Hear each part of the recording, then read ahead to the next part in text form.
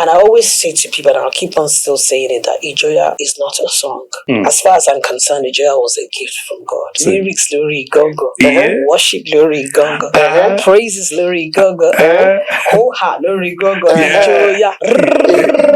Like this, we have the opportunity to feature you in one of their songs. That is Busybody. Yes, Busybody. So, but now they are having back and forth in their relationship. What do you have to say about that? I don't know, Mr. P and Ho ha, Tokam ACB.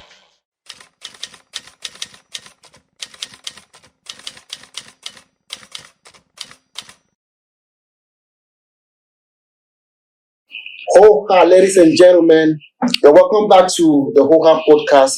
This is where we talk anyhow as it be. First of all, I want to appreciate all of you and they subscribe to our YouTube channel, they follow our Facebook pages and our Instagram. God bless you guys.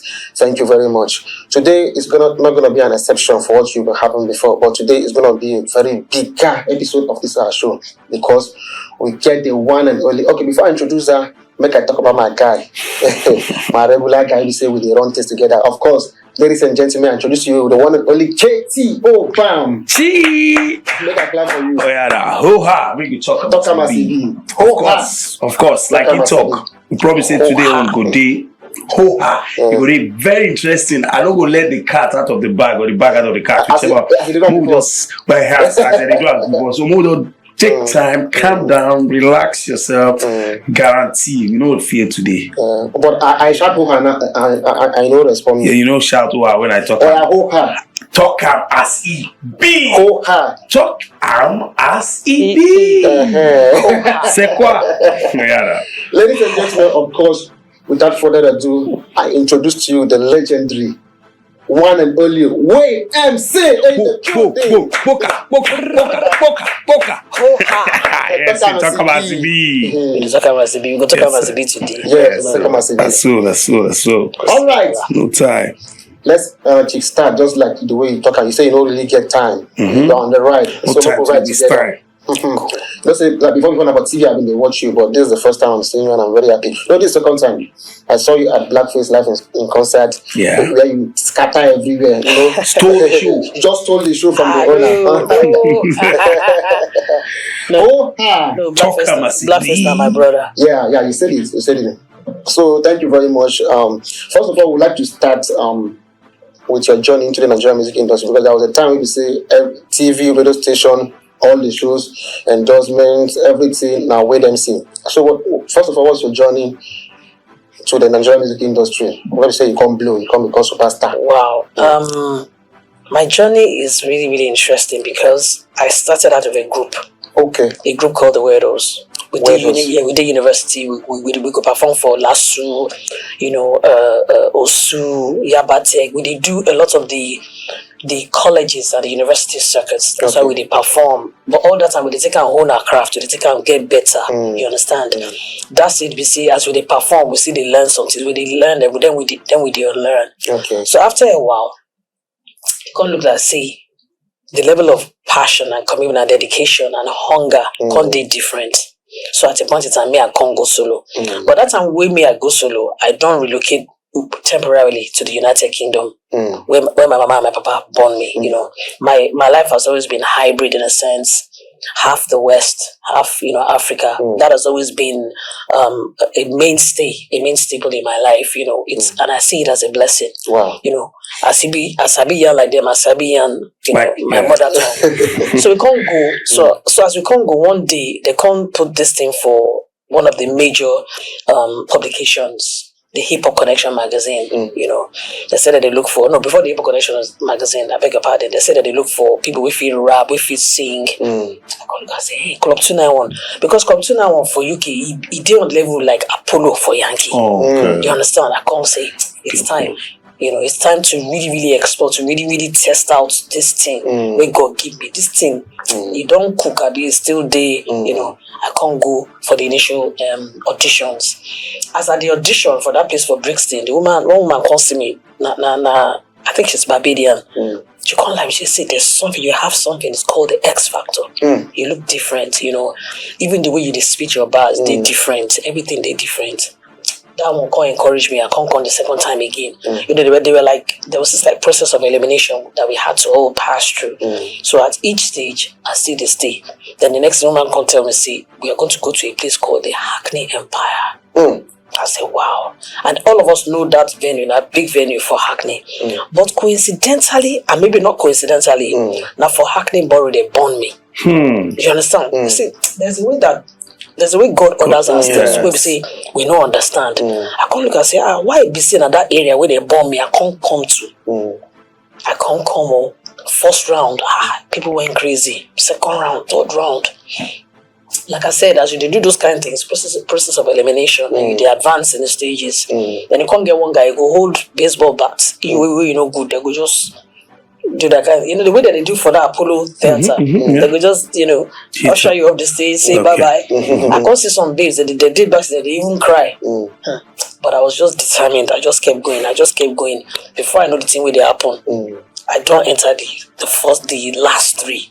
From like 50 something, I did the last three.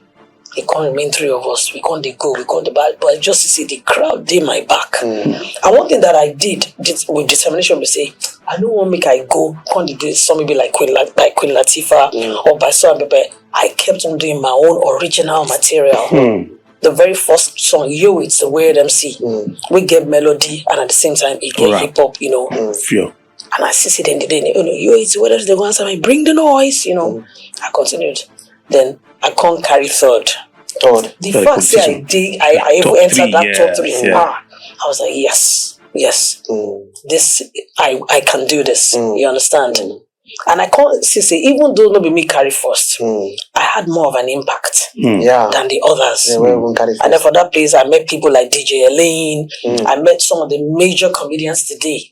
Maybe see them big for the United Kingdom. They came to showcase their own gifts and everything. So from that point, I come put adverts for a magazine called the Hip Hop Connection magazine. I say it's time to do for a producer. You've got all these raw, you know, expressions. You've got these songs. You've got these lyrics, but it's time to now put the music behind these expressions. I come put about somebody called Kevin Best. Come answer me.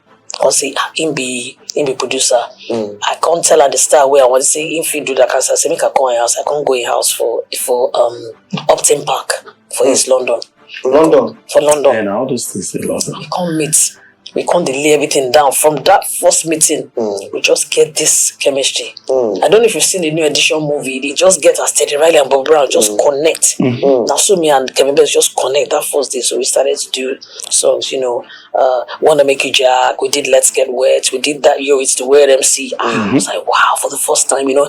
It's different when you're doing it in the raw format. And now all of a sudden you're hearing yourself sounding like a proper finished record, you know, mixed, mastered. We went to proper studios, on Liverpool Road in London there called Vaughan Studios. That was my first time inside a proper, you know, professional SSL studio. It was such an awesome experience, you know. I just watched them as they balance my vocals, do everything, and when they use half-inch reel all that time, nothing massive. Like 8 dots here too, half-inch reel, 2-inch reel, and everything, the mixing, the mastering, the knobs. I just watch everything. I just study. I study as they synchronize even the digital with the analog, you know, the samplers, the MPC 2000, all those things. I just watch everything. Say, wow, I just watch. You can't get one time with the person can't tell me, say, see, go get as I go do, and we say my energy go double. I say my energy don't do already for my body. I don't know where they go with that matter. I say no, I don't feel do that kind of thing. You know, my energy is natural. I cannot add anything extra on top of it. You understand? So we finished, and then after that, I thought to myself, let's shop for a proper management company. Then the management company came forward, 2 individuals, you know, Ronald Amanzi and somebody called Paul Linham. They were running a management company somewhere in near Willesden Green, near Wembley area. I can't go. They say, well, we love what you're doing. It's really different. It's commercial, but at the same time, it's edgy. So there's a delicate balance to it. They can't call it. They can't say we could do like 500 samplers. They're called samplers. They're called black and white samplers. And in my own case, it was different because it wasn't just one song. We put out 2 songs, so it's called a double-sided single. We can't put them out. Before I knew it, the underground was buzzing. On the underground charts, my song don't enter. That kind of thing. I was like, wow. You know, so the excitement was starting to like build, like, wow. From that point of the Club 291 club audition and going through that, and now having a record out on the streets in the United Kingdom. Wow. That was really, really exciting. And then next thing I'm doing shows. The next thing they're saying, oh, we want your song for a compilation. You get one compilation, EMI. EMI Records. Was EMI Records. So Passion, I think it was EMI or Passion Records. Me, I D, Rhythm and Bass D, MC Juice D, Elisha Laverne D.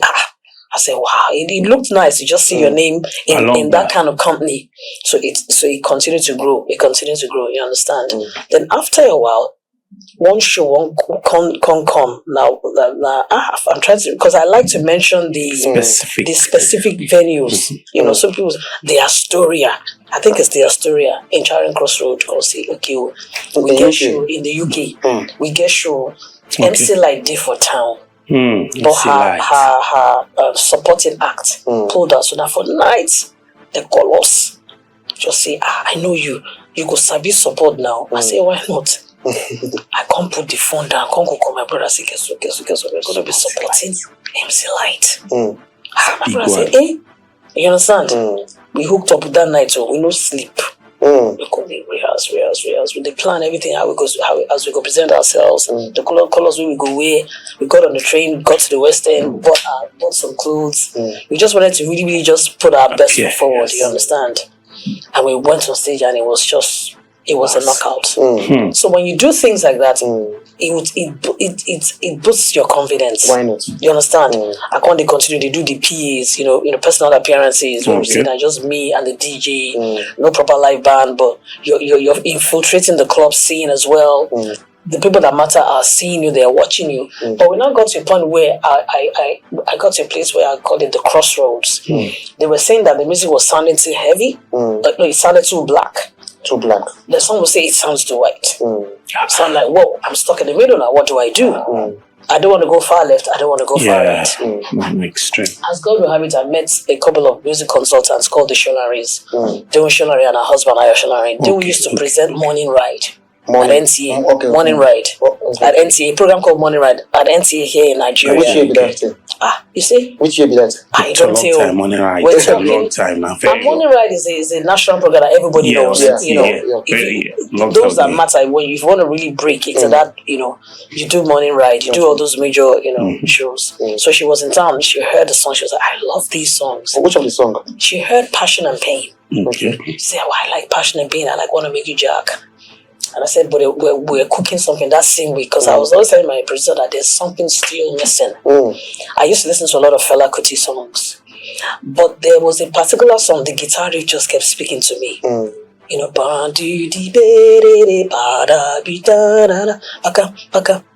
Look and laugh. Fellas look and laugh. So I said, the thing way they do for that Yankee, I could do. So we took the loop, the guitar loop, and the bass line.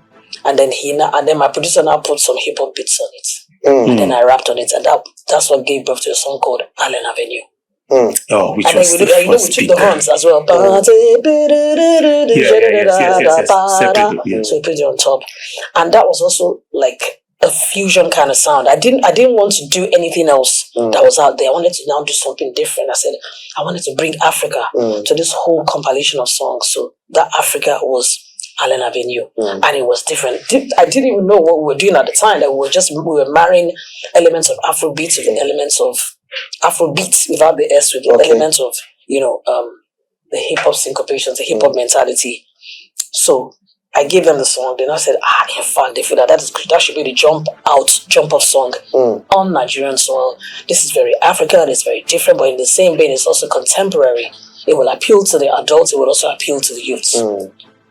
So she took the song to Bayo Banjo, Disc Entertainment, just next door to Cabri here, Agidingbi.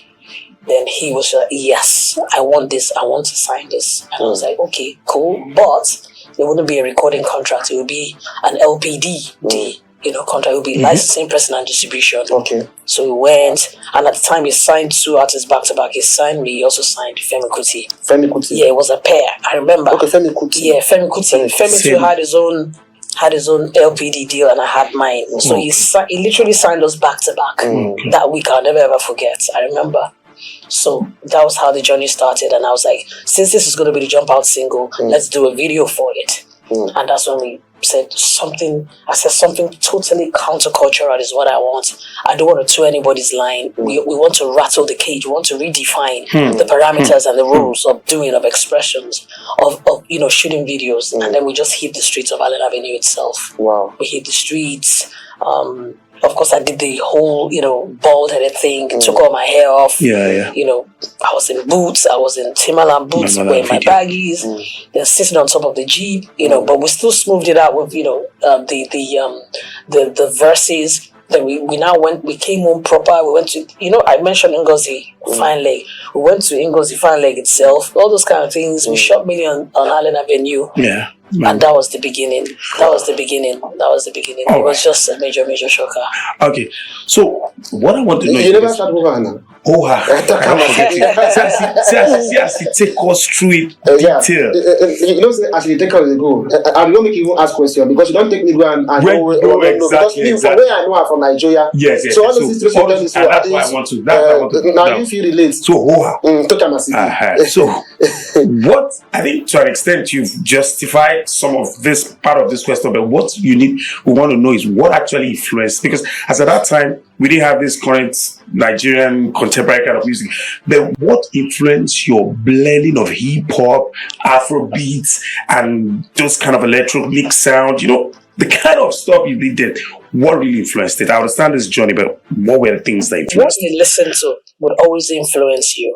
But I've always had one mindset, which I sincerely believe is a gift from God. I never ever want to toe the line. I never ever want to do what somebody else has done. I might listen to it, but at the same time, I want to come with something brand new. In the beginning, God created the heavens and the earth.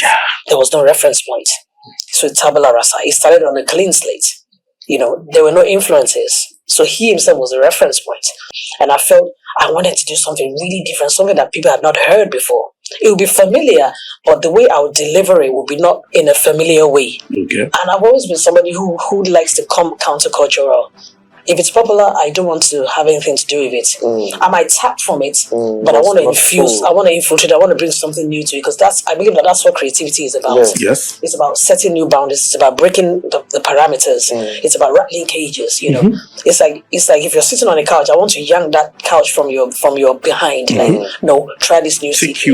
So we don't get too comfortable. Yeah. That's what it was. I've been listening to a lot of I listened to Coltrane, I listened to the jazz greats, I listened to Fela, I listened to everything, Fuji, Juju, KSA, Ebenezer Obey. When it comes to music, I have no limitation. I listen to everything, pop, rock. I listen to everything, because everything at any time can just set up something and it inspires you. So that's what it was for me. So Allen Avenue was like, I'm gonna speak in the Nigerian lingo. I'm going to do a fusion of Yoruba, put in some pidgin there, put in some English, the sound as well. They will hear the horns, because honestly my producer was like, what the hell is this? I said it's called Afrobeat. So you can get the vinyl, but at the same time I was also being clever. I didn't want them to really absorb it to say it. I felt like I had to protect it as well. Yes, sure. Like a hen, she lays her eggs, but she's still sitting on her eggs that. She doesn't want to give the game away like that. Totally. So, and I remember somebody heard it and somebody said, "This is so different. It's so unique. It's so." And then we now had to scale the next hurdle. We had to go and clear it from the man himself. Okay. So I met a friend of mine called Moradio. Moradio said, I'm very close to Fela. Let's go to him. Let him hear. So we went to Baby Solar Street off Allen. Okay. Because I said, we need to clear the sample. Sure. We have to take those steps. So we went to see him. Baba, see you and everything. And I'll never forget the first few bars. He just did that. So them to pause him and say, this is what I'm talking about. When I do rap and I go, they sample this Oyibo. See this person, when they leave her brush, she can't sample me, And that was, he said, thumbs up. It was, so that was just like, I was a bit nervous. Yeah. But the moment he said thumbs up, I knew it was a rap. And then we did the video. I remember he loved the fact that, I was bald-headed in the video and everything. And that was the beginning of the journey, Talk about CB. Talk about CB, my guy. Wow. Yeah. All right, now I would like to digress more, because we don't hear some of the story of how it started to, So the style of your dressing, like the tomboy thing. Is it because of music? I don't know what the tomboy is. Okay, don't know what tomboy is. But instead of your dressing, is it because of the music or this is how you dress? This is how I always dress. I like to be comfortable. I like to be natural. I like to be organic. And then I play football. I play basketball. Wow. Do you understand? So this has always been my mode of dressing. Plus, like I said, I don't want to fit into any cookie cutter. I didn't want to fit into anybody's definition. I just want to be natural. The days I'll do my dresses, my tunics, the days I'll do my tracksuits, my trackies. So when it comes to my appearance, you can't put me in a box as well. All right. And like I said, I just wanted to come up. I just wanted it to be countercultural.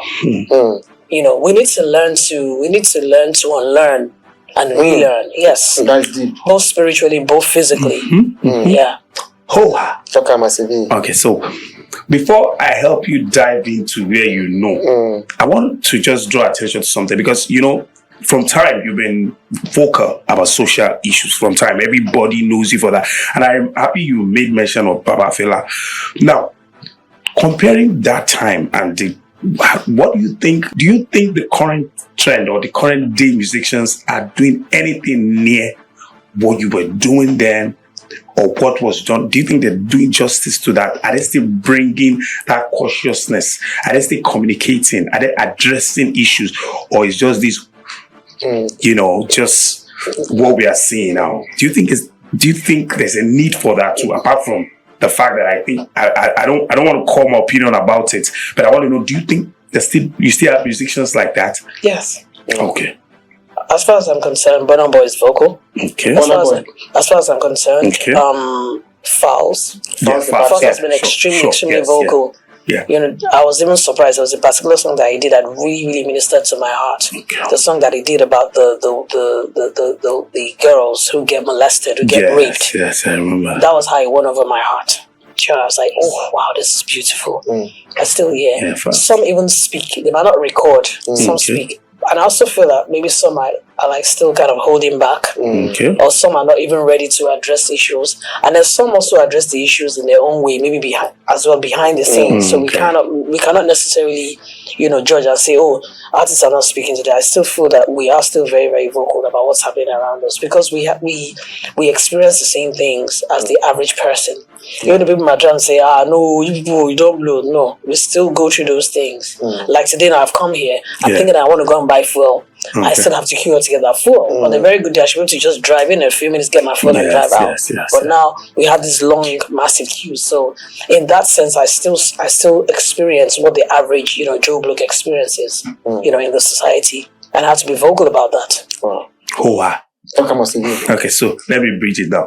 So what actually transpired or what actually led to, you see, because the style of music you told us you started with is actually different to the one that you now did with this younger sets that bats this current trend, because it started from the Ijoya, P-Square, the band. That's the beginning of this current. What now transcended to you bringing it to even the Nigerian, because that was why from your explanation, that one, you were crossing between. It was hitting, with a style. The Ijoya was, even as much as it was accepted abroad, I know the acceptance was here.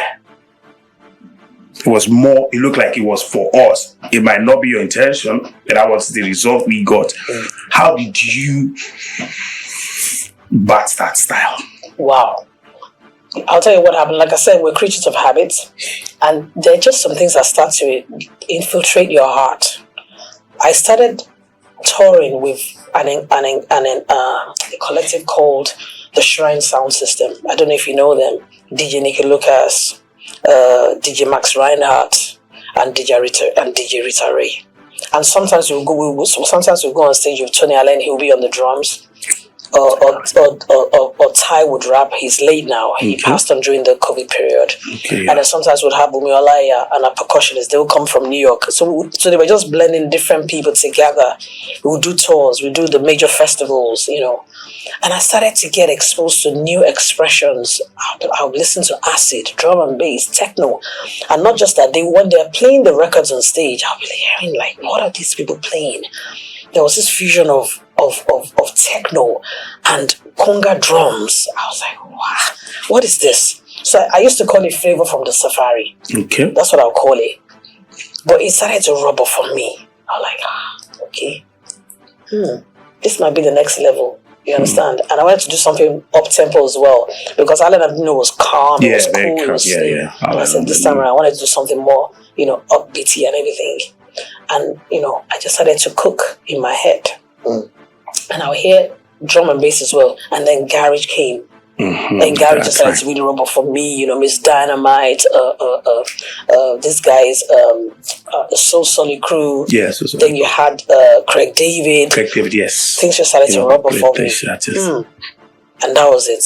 And it just came one day into my heart. And I always say to people, and I'll keep on still saying it, that Ijoya is not a song.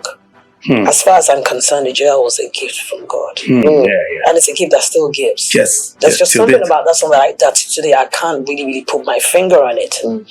So I did like a mini template. It's like you're writing a proposal. Okay. You do like a mini write-up first. Yes. And they'll tell you go and flesh it up. Now, in between that time, I started to interface with JJC. Oh, yes. I had a page on the Hip Hop World magazine when Ayo started. So I said, Ayo, there's these guys that are coming out. They call themselves the Afropeans. I would love to go and interview them. So we had a fusion of D'banj, Queen, we had Don Jazzy, we had Master Plan, we had Smokey.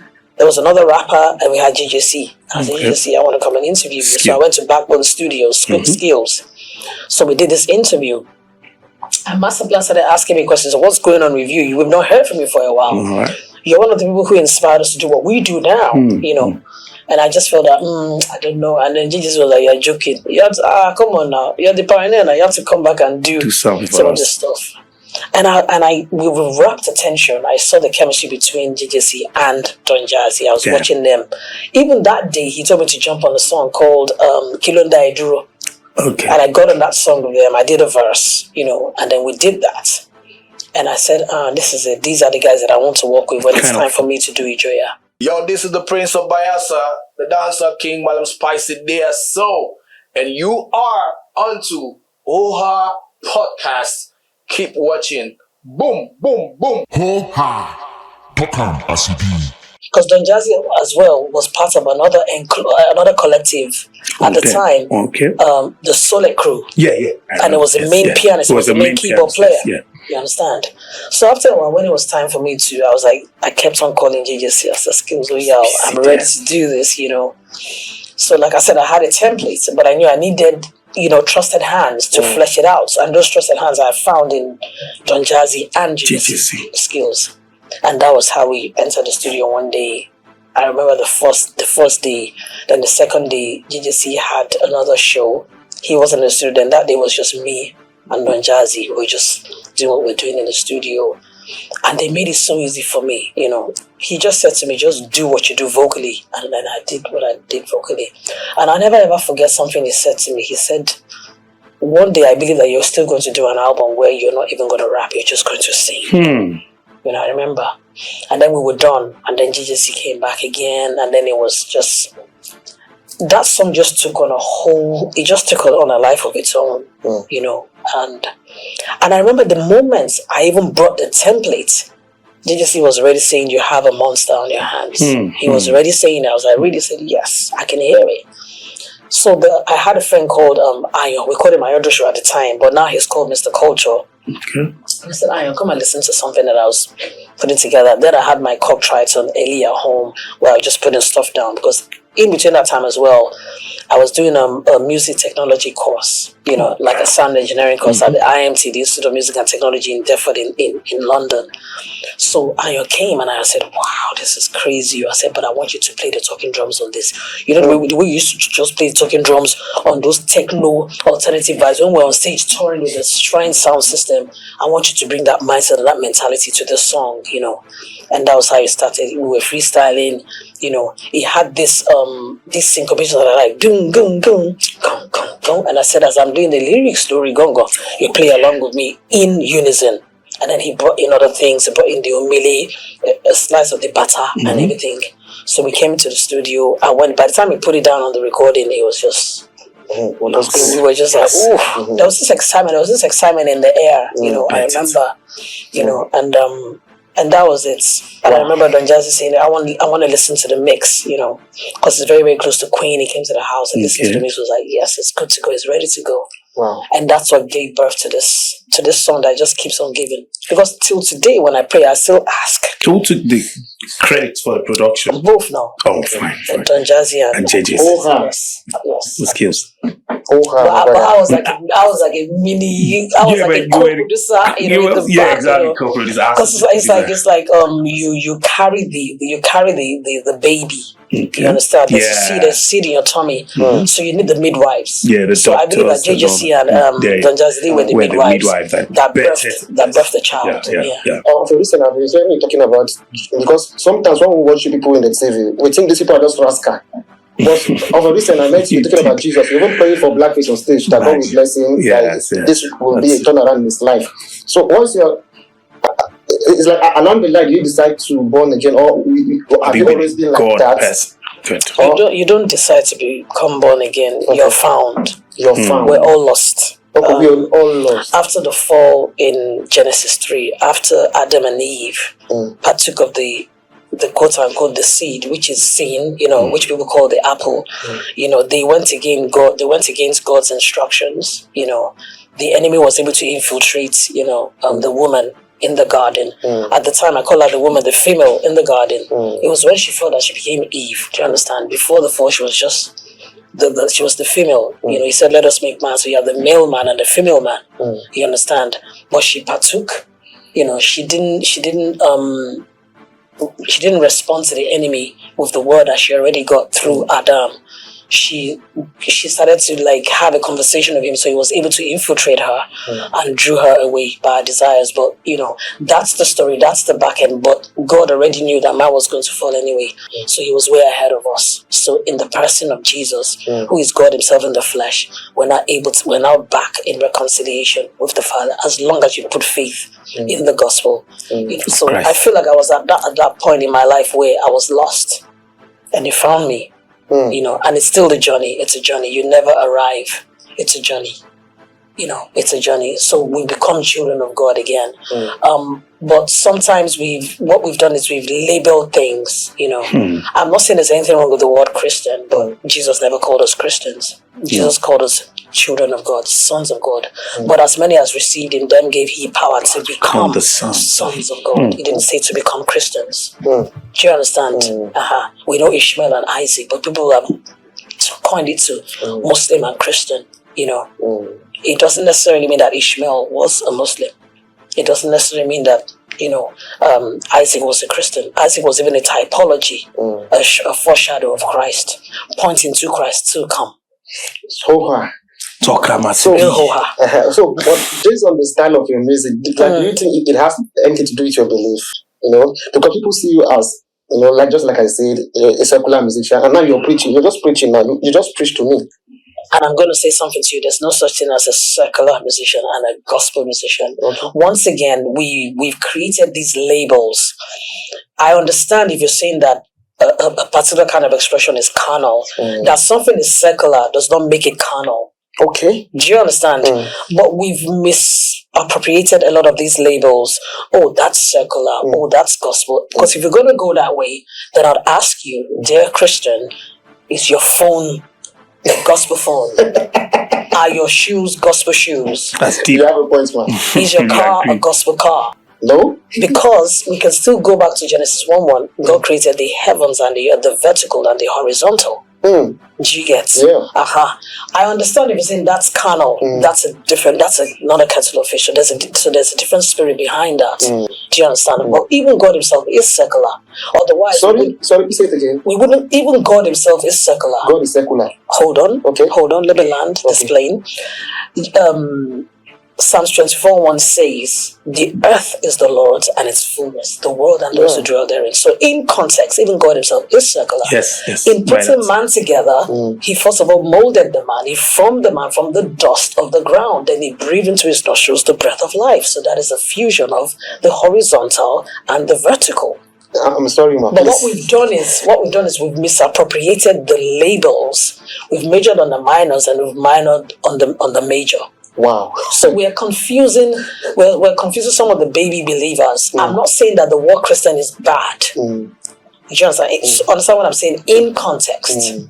But God created the heavens and the earth. He created the animals. He created the vegetation. Everything that we partake of today, invisible or visible, He created. He didn't. So even as He created the heavens and the earth, His original design was for the heaven and the earth to work as one, to work in synchronization. In the same way, in our being, we're spirit, soul, and body. So there should be a unison between my spirit, my soul, and my body. But a dysfunction, malfunction now occurred when man fell into sin. But we now overcome that through Christ to come back to the original intent. Wow. So in a nutshell, there's nothing like secular music, there's nothing like gospel music. No. The gospel is a message. Okay, message. It's good news. In fact, the good news is a person. The message is a person. Jesus is the gospel. But we don't have the various expressions to push and propagate this gospel. Then do not also forget, we've created very strange dichotomies in the church. Matthew 6:33 says, "Seek ye first the kingdom of God and His righteousness." We've divided the kingdom from the righteousness. Some of us saying righteous, some of us saying kingdom. But He said, "And the kingdom and His righteousness." So we are light in this dark world. We're supposed to penetrate and infiltrate the dark areas with light, because He said to you and I that ye are light. Ye are a city set on a hill. Do you understand? Jesus came. Okay, look at Joseph. Joseph came to Pharaoh. Yes. So when he appeared, he translated the dream. Yes. After he translated the dream, what did he do? He started to give them solutions to the problem. So in that moment, he functioned in his heaven in the vertical and in the horizontal manner. Yes. He didn't say, "Oh, this is circular." No, I'll just speak in tongues and that's it. Even the Bible says that the world is awaiting the manifestation of the sons of God. Tell us. Not the manifestation of Christians. Tell us. Sorry. Do you understand? I better make an answer. Talk about it. So I haven't said all this. So you mean now the white MC I know on Sunday you take your bad dress and go to church? On Monday to Sunday is the Bible. The Bible is not just Sunday. A Sunday to Sunday Christian who goes to church is not necessarily born again. Wow. Becoming born again, you are a new creature. 2 Corinthians 5:17. Therefore, if any man be in Christ, he is a new creature. The old things are passed away, the new has come. You are now a new creature. Tabula rasa, brand new. You might look outwardly higher, but the outer man is dying, but the inner man is forming. It's a birth from above. It's the second birth. We have the first birth, which is the birth of the flesh. That is why Jesus said to Nicodemus, "That which is born of the flesh is flesh. That which is born of the spirit is spirit." Do you get? Yes, sir. Which is why I said, but as many as received Him, them gave He the right to become the sons of God. Wow. Hallelujah. So you put faith in Him. You put faith in the gospel. Talk must be quiet. So what is the gospel? His death, His burial, His resurrection. Now, like why I will believe everything you're saying, because right from time I bought your album, the Ijoya album. I have it. And there was a song I love more than Ijoya, the one you did with Queen. Tyranny. Oh, that's song. I think I'm going to repeat. And I love that song very well. But at that time, I wasn't even saved. But I believe that at that time, God was drawing me. The seed had been sown. I didn't even understand where the song came from. I didn't understand why I did the song in the first place. But at the same time, I was going through a very, very rough patch in my life when that song came. So I felt like God was using that song to draw me and to draw others onto Him, because I'm a vessel in His hands. Wow. You're saying now that you heard the song, you like the song. I like the song. So that seed has been sown in your heart. Amen. You get? Please, can we just sing that song before you ask your question, please? Okay. Tyranny, Olúwa tyranny, ọpẹ́ yóò tyranny, ẹ ṣé o Baba, I thank you. And who produced Don Jazzy? Don Jazzy did that song too. Wow. And then the band played the harmonica on the song. Okay. He played the harmonica on the song. So the band played that in real life. He plays the harmonica. Wow, the band. In fact, I've been wanting to challenge him recently. We do. I've not seen We it don't see the again. harmonica anymore. Yeah. Wow. We're seeing it there. Those are one of the things that endeared me to I thought that the thing, I got computer stuff. No. he plays. I've seen it play. He plays it. Wait, I'm also the band. He plays. Yeah. Really? He plays it now. Yes, Wow. He plays it. Yeah, I've seen it play. So, Which is why he also loves Stevie Wonder so much, because remember Stevie Wonder plays the harmonica as well. Wow. Yeah. Wow. Talk about CD. So let me just seize this moment. You said when you wrote that song, you were going through the difficult patch in your life. In my life, yes. So I just want you to use this opportunity. I want us to seize this opportunity for first any up and coming. Considering the fact that you've been in the game for that long, you've seen the evolution, you've seen it transit even till this moment. I want you to give advice to any up and coming artist that's enjoying every part of this podcast, and that is, he doesn't know the best approach. Is it to, and in line, having in mind that there are some people that might not be musical artists, might just be someone in creative, finding it difficult now. I just want you to speak to the person, just like a word of advice coming from you now. Go back to the source. Honestly, and I'm not sounding religious. Okay. No. God is our source. He's the one who gave you that gift in the first place. But sometimes we create an idol out of the gift, but we forget the giver of the gift. You understand? So I just want blue, fame. Be careful, because fame can become an idol. Fame can become your God. Fame is not bad. Fame is a tool which we must use which we must steward to glorify the giver of the gift, who is Jehovah Elohim, God himself. Yes. But because of the way the world is, I just want blue, I want to become number one, I want to be the best-selling artist and all that. It's not bad to sell, it's not bad to be known.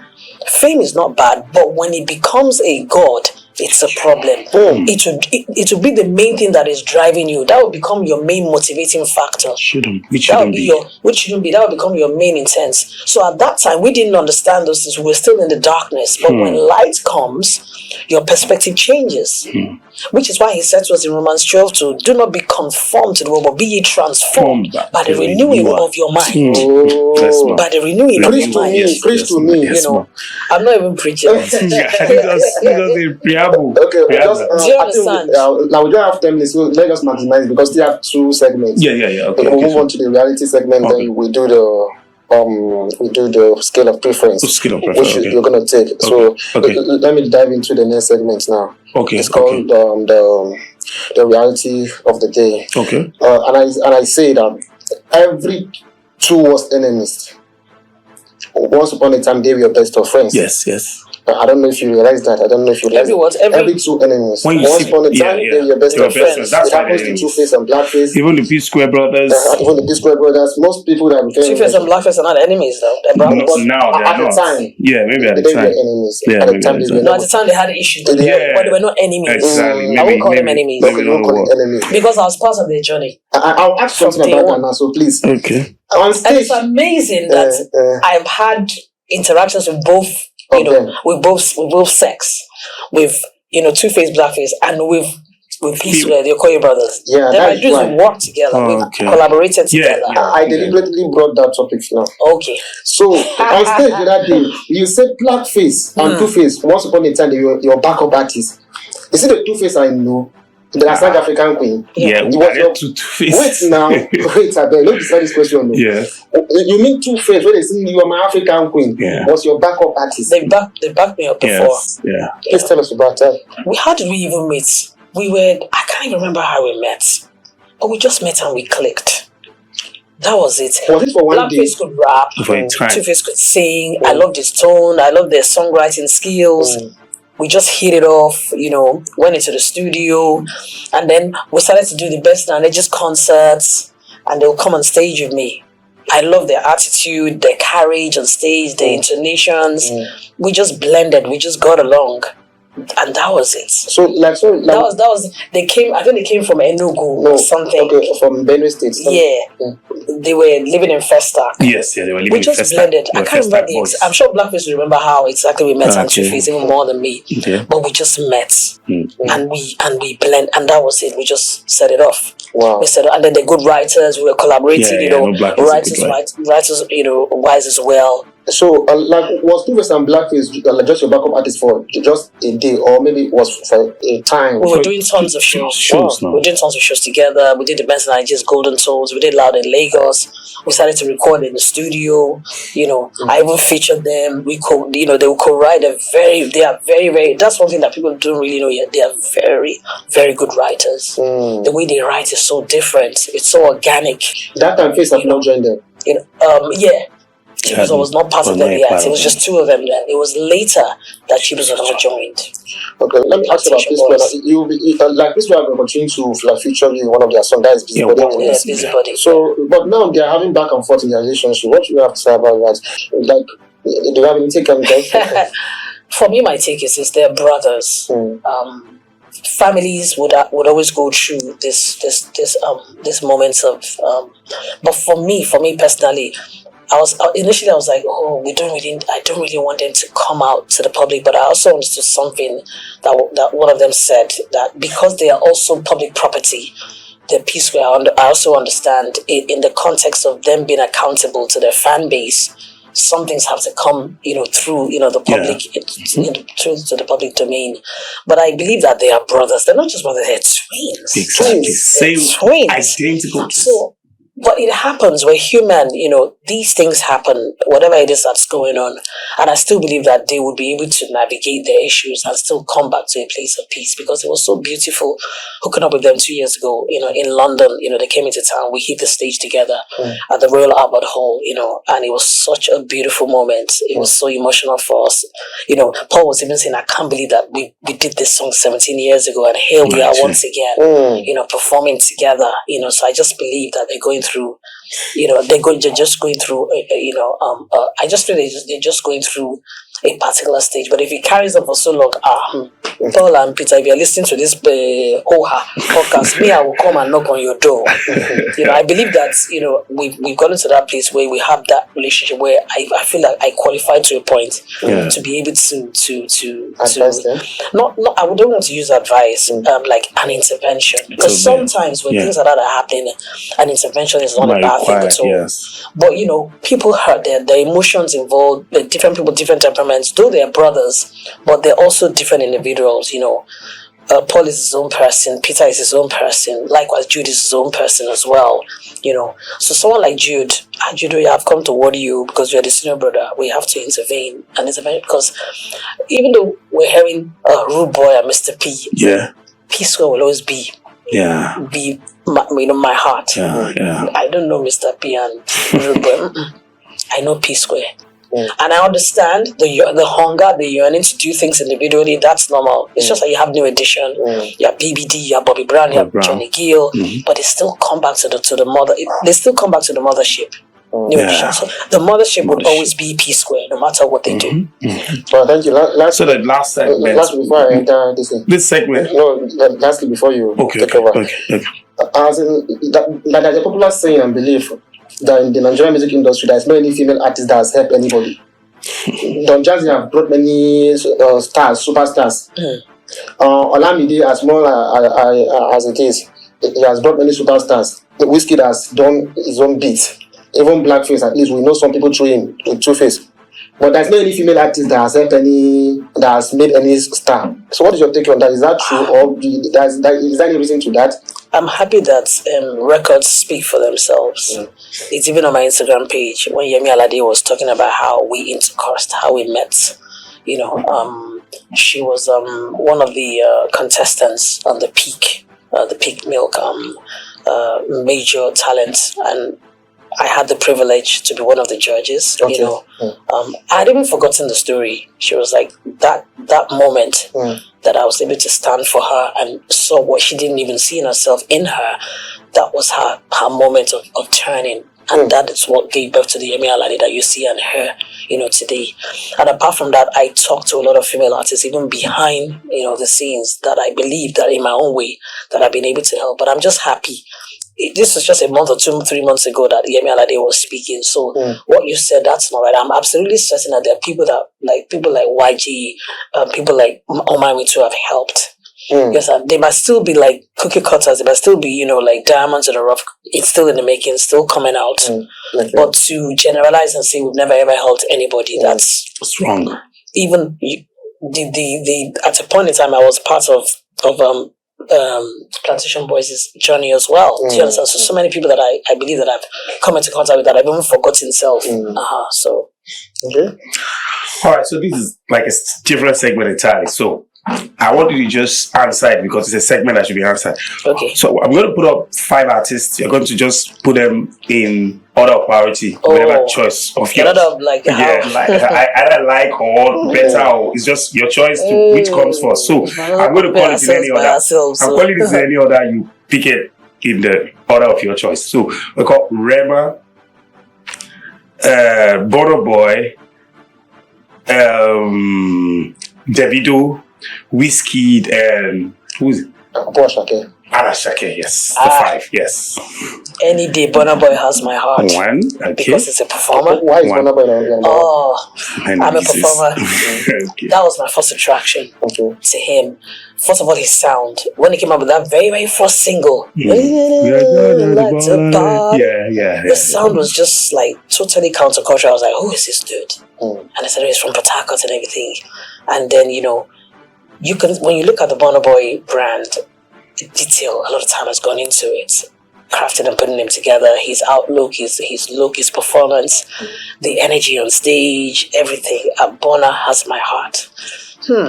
Wiz has my heart. Wiz has my heart. Wiz has my heart. I love his ability to transcend expressions when he goes into the studio. People say he freestyles. I look at him as somebody who even goes beyond that term, freestyling. But after Wiz, I'll say Davido. And do you know the funniest part? What made me fall in love with Davido was not even the music. It was there's just something about his personality. He's very accessible, he's very playful, he's very down to earth. He doesn't no, I said his personality. This is generosity. Okay. I'm not saying he's I'm talking about some of us like him because he gives money anyhow. No. His person. He's accessible. Okay. I like the accessibility that he has. He's open. He reminds me of one politician. You can just knock his door and go in. You don't go through all this unnecessary. I'm looking for the word. Protocol. Protocol. Thank you. He's very accessible. I've seen that he's very, very he's very, very respectful. Wow. There's just some things about his personality you like that made me like, I just like this dude. It wasn't even his music. That's the funnest part. Okay. Then we have Ashake because the way Ashake has really, really infused the Yoruba expressions into the music. It's almost like a contemporary version of Nice. It's like it's taken off where Nice has left off from. That attracted me to him. Like, who is this dude? You can also hear theater in his expressions. There's some things, his videos, he might go really like to some necessary extreme. Where is he going here? Rema, I've not really been able to experience. I'm not really, really familiar with his songs per se like that. But I like his boldness. Based on your philosophy about life, about everything, what advice do you want to give to those your fans? First of all, I want to say to them, thank you for your love, because I don't understand it. Sometimes I ask my friend, okay, I don't understand. I've not dropped an album in a long time. You just say, something still happened last night. It was very, very dark. I'm not joking. It was dark, and I walked, and the guy said, wait, MC. I say, it's dark. How was he able to recognize exactly? So, guys, I want to say, first of all, thank you for your love. I just believe that God has given me this gift of a very, very loyal fan base, and thank you for always coming into my DMs, always asking me if I'm okay. You're in my face. We went to the market. I followed her to the Yongba market some days ago, and one of the women just came, the market man said, It's like we don't want that silence anymore. We have to break that silence. As if she was in my face like this, as in face to face like this. This silence, we don't want this silence. I say yes, we're going to break the silence very soon. Yeah. So honestly, I just want to say thank you to you guys, to the Peculiar Nation, guys. Thank you. I love you. Thank you for your loyalty. But I love that you love the gift that God has put in me. But I want you to know the God that gave me the gift. So we can all grow together. Finally, thank you very much. I appreciate it. Jesus loves you. Yeah, amen. Finally, before we sing your song, after we finish, we'll use your song finish. Why, we'll never hear anything for so why you don't come back drop song? Do you have any challenges? Because you just talk now about your music. You don't talk the reason why you don't want drop music. I not talk say I don't want drop music. Okay. Allen Avenue. I want to be still you go and they laugh. Exactly.